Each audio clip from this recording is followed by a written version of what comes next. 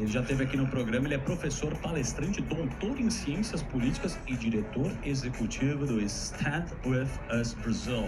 Fala, Andrezão, bem-vindo, uma salva de palmas primeiro para ele. Obrigado, Dani. Palmas para vocês, parabéns pelo programa. André, é o seguinte, cara, a gente discutiu até ontem, veio aqui o Rony Kaplan, não sei se você conhece o uruguaio. Conheço, foi porta-voz do Exército de Israel. Isso, major. Major. E a gente tá nessa... A gente entende muito pouco, apesar de ser da comunidade judaica, e vira polarizado pra cacete esse assunto. O que a gente sabe e dá de orelhada é que esse conflito tem entre Israel e não entre os muçulmanos, os árabes, e sim um grupo terrorista que chama Hamas. Eu tô correto sobre isso? Sim, e não é um conflito entre religiões, no caso, não é um conflito entre judeus e muçulmanos, não é um conflito entre Israel e Palestina, não é um conflito entre Israel e palestinos, porque eles são palestinos, por causa da nacionalidade deles. É um conflito entre Israel e um grupo, no caso agora 2 grupos, porque tem outro grupo lá que é mais violento que o Hamas, chamado Jihad Islâmica, que poucos falam a respeito aqui no Brasil ainda, vão ainda falar mais, contra Israel. Jihad Islâmica e o Hamas. Mas é o que? É ligado ao... Jihad Islâmica é Estado Islâmico? Não, a Jihad é parecido, ideologicamente muito parecido. Jihad Islâmica fundada em 82 pelo Irã, em Gaza, no mesmo ano que o Irã ajudou a fundar o Hezbollah no Líbano. Sim. É só gente boa. Terrorista. É só porque gente tinha legal. um partido do Arafat, né? Que era o Fatah. Isso. Que a diferença é que o Fatah, quando foi fundado lá atrás, em 50 e pouco no Egito, não na região, eles apelaram para o terrorismo nacionalista marxista na época da Guerra Fria, que é diferente, foram bancados pela KGB. Aqui a gente está falando de um fenômeno de terrorismo islâmico radical. Tem outra que a diferença entre o terrorista que quer sobreviver ao ataque e o terrorista que se mataria no ataque, nesse caso. E a gente não está falando, eu quero repetir muito, assim, de forma bem clara para os ouvintes, não estamos falando que todos os palestinos são terroristas, pelo contrário, é um grupo de 40 mil pessoas, apesar de eles terem apoio da população em parte das políticas sociais que eles fizeram em Gaza, porque eles foram eleitos em 2006, depois tomaram poder em Gaza em 2007. Então, assim, quando as pessoas falam no Brasil, não, o Hamas foi eleito. Não, ele foi eleito para fazer um governo de coalizão. Você ser eleito não significa que você é democrático, né? Temos vários exemplos no mundo. Hitler também foi eleito, né? E outra coisa, eles expulsaram a autoridade palestina na faixa de Gaza. Não existe governo palestino oficial, legítimo, na faixa de Gaza. Eles tomaram conta. Eles tomaram conta, em 2007. Mataram 130 palestinos do governo palestino. Todo o resto fugiu para a Cisjordânia. Então eles comandam a faixa de Gaza do jeito que eles querem. E a Jihad Islâmica, que o André perguntou, fundado pelo Irã, bancado $200 milhões por ano dos amigos do regime iraniano. Eu tenho uma pergunta, André. Aqui no Brasil, eu vi vídeos seus, se eu não me engano, ano passado, na corrida para a prefeitura de São Paulo. Alguns partidos, e aí, me corrija se eu estiver errado, acho que foi o PSOL, o PSTU, talvez alguma ala do PT, tem uma certa... ranço. Não, eles gostam ou defendem essas causas mais extremistas, como o do Hamas, que é um grupo terrorista. O que aconteceu? Existe essa ligação ou eu estou falando besteira e você deve me repreender, porque não é um assunto do meu domínio? Eu acredito que existe um problema em entendimento do conflito dentro da esquerda latino-americana, não da esquerda brasileira, por causa das ditaduras militares que tiveram no Brasil e por causa da relação que os Estados Unidos tiveram nessas décadas com as ditaduras. Na época da Guerra Fria, né? Tinha a União Soviética. E aí juntou com a Guerra Fria, a União Soviética tinha um ministério que era o Ministério da Desinformação, eles bancavam propaganda anti-ideias que eles eram antagonistas, e uma das ideias eles eram contra o nacionalismo judaico. No primeiro momento eles ajudaram, depois eles eram contra.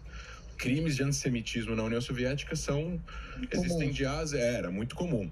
Então, existe um entendimento completamente deturpado a respeito disso. Junto com isso, existem agendas políticas e simbolismos. Então, o presidente do PSOL, o Juliano Medeiros, que vai participar de um evento que celebra a Revolução Islâmica no Irã, que é uma revolução que trouxe a religião dominar o país, que persegue opositores políticos, que proíbe mulheres de saírem sem o véu na rua e que matam homossexuais na rua, para mim é uma contradição pelo que a agenda que o pessoal tem no Brasil. É uma contradição. Sim, é uma contradição. Total. Só para complementar, posso chamar para o papo aqui também pelo Skype, diretamente de Israel, o Edson Sayag, você conhece muito bem, ele é psicólogo educacional lá em Israel, trabalhou como coordenador de atividades escolares na Stanley UFS com você. Então vamos receber aqui o nosso Edson. Tudo bem, Edson? Tudo bem, tudo bem. Já vamos chamar você para esse papo, a gente estava falando aqui. Você que entende aí, tem a veia, conhece muito bem esse conflito. Que ponto que estamos nesse momento entre Israel e Palestina, entre esse conflito? É uma coisa que pode acabar ou vai demorar muito tempo? Olha, então, eu gostaria que essas análises mais gerais ficassem por conta do André. Eu gostaria de falar mais sobre como um brasileiro israelense que no momento vive em Israel e está vivendo o dia a dia, né, com esse conflito, mísseis. Alguns analistas dizem que mais preocupante ainda do que a crise com o Hamas é a crise interna, ou seja, atos de vandalismo em várias cidades em que há presença de habitantes árabes. E também radicais judeus, que também têm dado trabalho, né?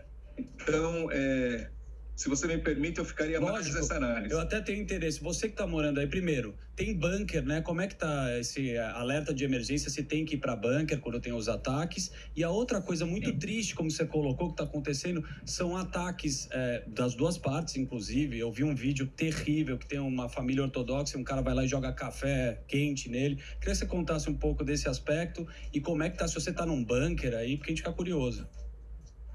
Não.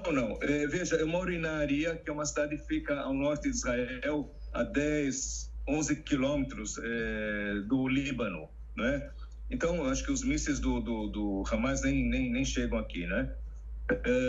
Aqui na cidade tem uma população mista, muitos árabes cristãos e uma minoria árabes muçulmanos. Eu diria assim que não é só coexistência, é convivência mesmo, muito boa, porque trabalham juntos, as pessoas trabalham juntos, um compra na loja do outro, enfim, é algo interessante. Aqui não se presenciou vandalismos, atos de vandalismos, mas não caíram mísseis, porém, houve uma manifestação que foi considerada pacífica.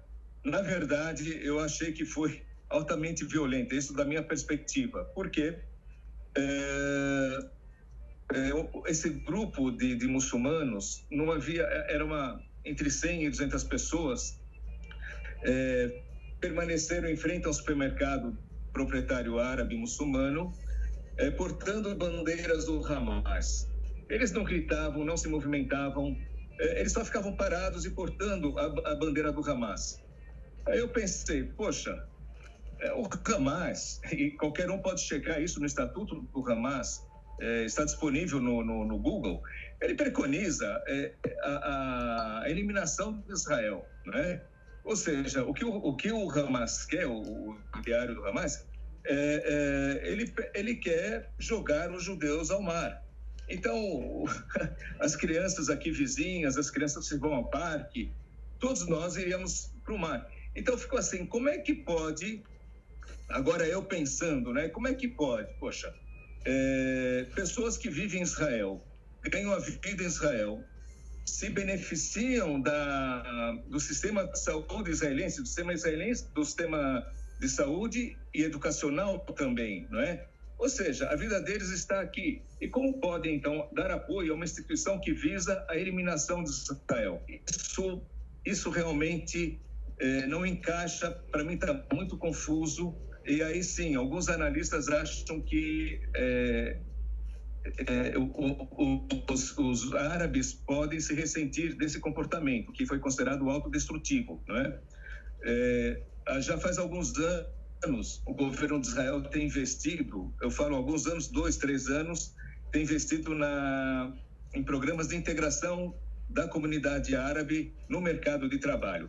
Só um dos exemplos, hoje, graças a esse programa, o número de jovens árabes inscritos nas universidades israelenses aumentou em 15%. É significativo, não é? E mais uma vez, não se sabe, porque foi uma situação inédita aqui, essa situação aqui dentro de Israel. Boa. Eu vou fazer um break rapidinho para a rede, então vamos fazer o break para a rede e a gente continua o papo aqui. Na sequência, a gente está de volta aqui para a rede. Vocês têm... Eu tenho a questão para os dois professores, na verdade, mas especificamente ao André, já que você vai falar mais em linhas gerais, né? Eu já me deparei com essa frase algumas vezes, né? A Palestina, os palestinos nunca perdem uma oportunidade de perder uma oportunidade. Se você olhar a trajetória histórica desde 1936, 47, 67, se não me engano, com a Guerra dos 6 Dias, né, que foi a maior ofensiva árabe contra o Estado sionista de Israel, 2000 e 2008, houve algumas tentativas ali de propor uma configuração territorial amigável para os dois povos coexistirem. Por que os palestinos nunca aceitam no frigir dos ovos? Eu colocaria dessa forma, André. Eu colocaria que eu na verdade, sou simpático aos palestinos e eu não sou simpático ao que a liderança árabe antes de 48 e o que a liderança palestina após 48 fez com a própria população. Então, acho que quem perdeu as oportunidades foram a liderança e quem pagou o preço dessas perdas foi a própria população. Eu acho que isso é uma coisa muito importante para colocar, né? Os israelenses não odeiam os palestinos trabalham em Israel, existem 2 milhões de árabes israelenses, existem árabes... Tem cristão, tem árabe, tem árabe cristão, eles trabalham em todos os setores da sociedade, inclusive são soldados no exército de Israel que estão agora lutando contra o Hamas. Ou seja, eu não acho que é uma questão de povos, é uma questão de liderança. A liderança palestina rejeitou em 37, rejeitou a partilha, rejeitou a resolução 242 da ONU que deu fim à Guerra dos 6 Dias. Eles tinham o território de Gaza da Cisjordânia completamente sob domínio deles. Eles não fizeram o Estado da Palestina lá. Eles deveriam ter feito, não ia ter nem guerra, não ia ter nada, não ia ter uma presença de um soldado israelense na Cisjordânia se eles não tivessem usado esse território para atacar Israel. Agora, aconteceu o que aconteceu, as decisões foram tomadas e agora tem que ter negociações para chegar a uma resolução. Com certeza, dentro dessas negociações, o Hamas ou ele muda a forma de pensar ou ele deixa de existir, porque enquanto ele pregar a destruição de Israel, Israel não vai sentar e esperar que caiam foguetes nos seus cidadãos. Agora, me fala uma coisa, André. Pô, eu tava acompanhando lá Como é que o Hamas cresceu dessa maneira? Porque, pô, hoje em dia é um exército, Quem meu. financia? Que a gente tá falando, não é um coquetel Molotov. Porra, é míssil, cara. Sim. É míssil, eles fazendo os mísseis. E, pô, imagina você na tua cidade, você que mora em São Paulo ou qualquer lugar, você tá na sua cidade, o cara solta um míssil e não sabe onde vai cair e cai na tua casa ou no teu lugar de trabalho. Você tem 15 segundos, porque lá eles têm um sistema de defesa, mas não é 100%. Esse sistema é em 15 segundos, você tem que estar num bunker e de repente cai um míssil dentro da sua casa. Mas o que eu gostaria de saber é como é que cresceu tanto o Hamas, cresceu dessa maneira de hoje ser um exército, né? A gente pode chamar de um exército terrorista. Paramilitar, um grupo paramilitar. Tipo uma Farc, tipo Mas de onde veio o dinheiro, né? Deles, não, assim, vamos colocar assim, antigamente, antes do bloqueio e um pouco depois do bloqueio que Israel fez a Gaza, depois do golpe, né? Porque as pessoas falam que o Hamas luta contra o bloqueio, mas o bloqueio veio por causa do Hamas, e não o contrário. Então, os foguetes eram um fenômeno do norte de Israel. Quem jogava foguetes em Israel, mísseis em Israel, eram grupos radicais palestinos que dominavam parte do sul do Líbano. Isso na década de 80, 70, 80, 90. Depois que esse fenômeno parou, e começou em 2001, esse fenômeno do sul, ou seja, esse fenômeno existe no norte com Hezbollah, mas está mais controlado, né? Mas esse fenômeno começa com Hamas em Gaza.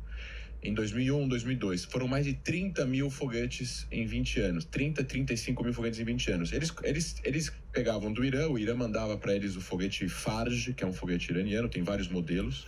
Eles conseguiram traficar para dentro da faixa de Gaza através do deserto do Sinai, ia de navio, Irã, Sudão, saía de Sudão de navio, ia de caminhão até o Egito, entrava no Sinai, entrava na faixa de Gaza pelos túneis que ligavam o Sinai à faixa de Gaza. Depois que o Sisi, o presidente do Egito, entrou no governo egípcio, ele inundou os túneis, não tem mais como entrar e sair nada nesses túneis entre o Egito e a faixa de Gaza, porque Gaza tem fronteira também com o Egito. Egito, e eles começaram a fabricar dentro da faixa de Gaza. Agora, Gaza tem 2 milhões de pessoas, então tem engenheiros, tem professores, tem doutores em química, em muitos setores, e essas pessoas trabalham para o Hamas e começaram a desenvolver projetos de foguetes que foram evoluindo ao longo dos anos. Então, antes eram os Qassam, que eram foguetes de curto alcance, que eram só as comunidades israelenses em volta da faixa de Gaza, e depois eles foram aumentando o alcance até chegar em Jerusalém, Tel Aviv e até mais longe que isso. Pô, que aula. E quem financia parcialmente o Irã, parcialmente é dinheiro de lavagem de dinheiro deles ao redor de arrecadações que eles fazem ao redor do mundo, que é a mesma coisa que a Al-Qaeda faz, que o Hezbollah faz, e parte do dinheiro é dinheiro da autoridade palestina, uma vez que o governo palestino, da autoridade palestina, eles têm um orçamento de 15 bilhões de dólares. Eles precisam passar parte desse dinheiro para pagar os salários dos funcionários da autoridade palestina em Gaza. Agora, quem são os funcionários da autoridade palestina em Gaza? Depois de 2007, só a gente do Hamas. Então, na hora que o dinheiro chega em Gaza, quem comanda o dinheiro para escolas, professores, hospitais, etc, é o Hamas. Se o Hamas quiser pegar 50 milhões e colocar aqui do lado para fazer foguetes, não tem ninguém para impedir. Dominaram, né? Sim. Dominaram. Muito bem, a gente está de volta aqui, estamos falando aqui com André Lage, o André, professor. que é professor, e o Edson Saeg, que está em Israel, e a gente está falando sobre esse conflito acontecendo entre Israel e o Hamas. Boa. Vocês têm mais perguntas? Eu queria perguntar para o professor, que a gente está num... Alguns dados estão saindo, professor, que assim, muitas perseguições aos cristãos, e eu queria saber também a relação com Israel, que foi muito excluído por muitas medidas políticas e tal, e a posição da ONU, né, que já foi muito mais afrontosa a Israel. Eu queria saber qual é a posição da ONU e por que o Israel é tão excluído assim nessas questões políticas. Bom, a ONU é uma organização multilateral complexa, né? É uma assembleia democrática composta aí de 193, 194, já não lembro mais agora se entrou mais algum estado observador ou não, de membros. E a maior parte desses estados, ou boa parte desses estados, não são democracias, são países que representam interesses políticos de governos ditatoriais ou reinados. Então eles votam no que eles acham que é conveniente para o interesse deles. O maior bloco da ONU, apesar disso estar mudando agora, porque Israel já está tendo relações com países árabes, já são 6 países, só 4 ano passado, vai ter mais países agora, Agora, existem blocos, esses blocos quando votam juntos não tem quem ganhe deles. Então, Israel já foi, obviamente, perseguido e continua sendo perseguido em agências específicas da ONU, enquanto que a Coreia do Norte ninguém fala, a Venezuela ninguém fala, ou seja, eu não sou contra, eu não acho que nenhum país tem que ser excluído de críticas, Israel inclusive, todo mundo tem que ser criticado. Agora, esse vício em Israel é interesse político / antissemitismo, com certeza. É o único estado do povo judeu no mundo, então não tem outra explicação. Se a Síria ninguém fala nada e morreram 500 mil lá em 10 anos, e se no conflito árabe-israelense no total, em 120 anos, morreram 90 mil, tem algum problema aqui de proporção. Isso sim é desproporcional. Quer saber alguma coisa do Saeg lá? Vocês têm alguma curiosidade? Sim. Que ele está lá ao vivo. Edson, São 6 Professor Edson. São 8 da noite, Israel agora. Mais 6 horas, mais. Mais 6 horas. Você que está aí em 19 horas e 45 minutos. Obrigado, Edson. Você que está aí em loco, vivendo o dia a dia, o cotidiano em Israel, eu queria perguntar, porque no final do governo Trump, ele estava emplacando uma sequência de acordos de normalização diplomática e comercial com várias potências do mundo árabe, Marrocos, Bahrein, Omã, e aí tinha um clima otimista no ar, mas ainda assim acabou entrando o governo Biden, logo nos primeiros momentos a gente vê a volta da conflagração com a Palestina. Você tem alguma coisa aí que você pode traçar? Qual é a percepção aí no chão, localmente, sobre essa mudança, né, tão brusca? Então, a atual crise, aparentemente, não tem nenhuma relação com a mudança do governo norte-americano. Aparentemente, eu gostaria de saber da opinião do André, né? Eu acho que houve alguns acontecimentos no bairro de Jerusalém, Ramadã, a frustração de segmentos árabes da população, jovens, né? E o Hamas está se tornando mais popular entre a população jovem, né? Pelo menos entre a população jovem. Então, tudo isso criou um barril de pólvora, digamos assim, né? O Hamas não perde a oportunidade para iniciar uma guerra. O Hamas ganha popularidade quando joga mísseis aqui em Israel, em território israelense, né? Então até se diz assim, olha, Israel ganhou uma batalha, mas quem ganhou a guerra, quem está ganhando a guerra é o Hamas. Como que o Hamas ganha a guerra? Com a popularidade, com o aumento da sua popularidade, não é? E também com o posicionamento da comunidade internacional, de boa parte da comunidade internacional. É a narrativa, né? Essa é a narrativa. Eu tenho muita curiosidade, complementando aqui o nosso querido Sayeg, desculpa. Certo. Tem uma polarização gigantesca. Até eu vi, assim, o pessoal mais de esquerda começa a falar sobre os direitos humanos, que obviamente a gente vai olhar para esse aspecto. Porém, Israel é um país ocidentalizado, onde você tem parada gay, onde tem uma democracia, né? E eu queria que você explicasse um pouco desse aspecto para quem defende, porque às vezes o cara acha que é bonito falar, mas não entende o que acontece. Você pode dar uma explicada, professor? Não tem não tem nenhuma história no mundo, não tem nenhum exemplo no mundo em que um país livre lutando uma guerra contra um país não livre, ou um local não livre, vai preferir a guerra do que a paz, e o local não livre vai preferir a paz do que a guerra. Aqui a gente tem uma guerra entre um Estado policial comandado pelo Hamas e a Jihad Islâmica contra uma democracia livre. Não tem nenhum motivo pelo qual o Hamas prefira a paz e Israel prefira a guerra. Então, essa é uma questão muito importante. Não existe nenhuma possibilidade, que o Edson falou, que os palestinos consigam a liberdade que eles merecem sem eles acabarem com grupos radicais. E que isso tem que ter ajuda da comunidade internacional, porque o próprio governo palestino, não o Hamas, estou falando da autoridade palestina Cisjordânia, eles incitam a violência e eles deslegitimam a existência de Israel como lar nacional do povo judeu. Mesmo que eles conversem com Israel no nível ministerial, a narrativa deles é anti-existência do Estado do povo judeu. Estou falando, não importa em qual fronteira, estou falando assim, mesmo que seja uma fronteira menor do que as fronteiras atuais, e que Israel tenha que sair de territórios. Eu estou falando em relação a princípios. E esse princípio eles vendem em locais públicos e no sistema educacional. E enquanto que eles não consigam vender para a própria população, que precisa fazer concessões e precisa fazer um acordo com Israel vai ter que fazer concessões também, eles não vão conseguir ter apoio político, eles ficam presos e são reféns da própria retórica. André, tem uma questão, até comentei ontem, que a gente vê muitas mortes de civis dos dois lados. E existe principalmente uma acusação, e eu te pergunto se é real, do Hamas usar civis, mesmo sabendo que as bombas cairão lá, como um escudo humano e para tentar ganhar a simpatia da comunidade internacional. Isso é real ou não? Isso é real e eu não sei porque eu ouvi, eu sei porque eu vi. Né? Eu fiz 2 anos na inteligência da Força Aérea e eu passei pelo conflito 2. A gente está na 4ª guerra, eu passei pela 2ª, em 2012. E eu vi isso. Agora, eles fazem isso por 2 motivos. O primeiro motivo, eles colocam civis não porque eles querem as condenações contra Israel no primeiro momento. Isso é o segundo momento. No primeiro momento, eles sabem que Israel não vai atirar se ver civis. Então, eles estão protegendo eles e as armas. Ou seja, eles sabem que Israel não mira em civis. Então, eu não entendo como alguém aqui no Brasil fala que Israel mira em civis. Uhum. Eles sabem, o Hamas sabe. Sim. Infelizmente, isso é lamentável. Todos nós ficamos entristecidos com a morte de civis, porque eu acho que ninguém em Israel quer lutar guerras. Gente, Israel tem um exército nacional. Todo mundo faz parte do exército. Homens, mulheres, crianças vão ser do exército, pessoas jovens vão ser do exército, gente de 18 a 22 anos está no exército, e todo mundo que está adulto foi do exército. Ou seja, essas pessoas querem trabalhar, querem ir pra praia, querem viajar, não querem ficar lutando guerras. Sim. É o exército de defesa de Israel, no final das contas, não de ataque, né? Ele está lá para proteger a existência do país, essa liberdade do povo judeu depois de 2000 anos.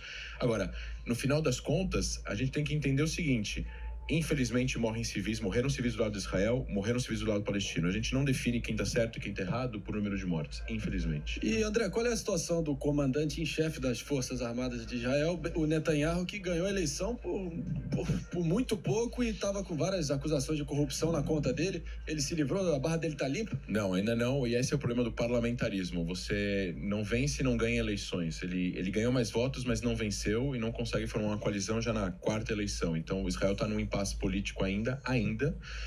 no meio desse conflito. E não se sabe ainda se vai ter o mandato está com o opositor dele, que provavelmente não vai conseguir formar uma coalizão, e provavelmente vai ter novas eleições ou vão ter algum mecanismo aqui no meio do jogo para fazer eleições diretas para primeiro-ministro, que é uma coisa que teve uma vez na década de 90.